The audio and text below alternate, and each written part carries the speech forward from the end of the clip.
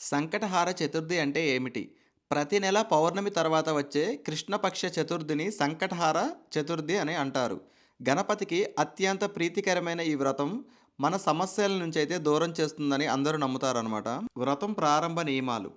ఆ రోజు తెల్లవారుజామునే లేచి స్నానం చేసి శుద్ధమైన వస్త్రాలు ధరించి వ్రతానికి సంకల్పం చేయాలి. సాధ్యమైనంత వరకు సాయంత్రం చంద్రోదయం వరకు ఉపవాసం ఉండడం చాలా మంచిది. ఉండలేని వాళ్ళైతే పళ్ళు, పలహారాలైతే తీసుకోవచ్చు. అలాగే నీరు మాత్రమే తాగాలి. ఈ వ్రతాన్ని 3, 5, 11, 21 నెలలైతే వరుసగా ఆచరిస్తే చాలా మంచిదని కొన్ని గ్రంథాలైతే చెప్తున్నాయన్నమాట. ఫిబ్రవరి 5వ తారీఖు గురువారం మాఘ శుద్ధ చతుర్థి రోజు సంకటహార చతుర్థి అయితే వస్తుందన్నమాట.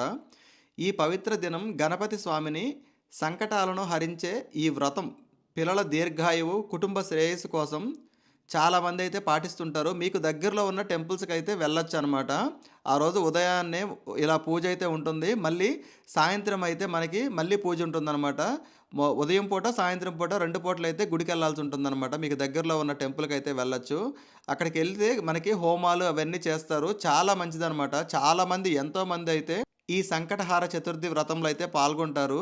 ఎందుకంటే ఎన్నో పనులకి మనకి ఏదేదో అడ్డమొస్తుంటాయి. అవన్నీ తీరాలంటే మాత్రం తప్పకుండా ఈ సంకటహార చతుర్థి రోజు మనము వినాయకుడిని పూజించి తీరాల్సిందేననమాట.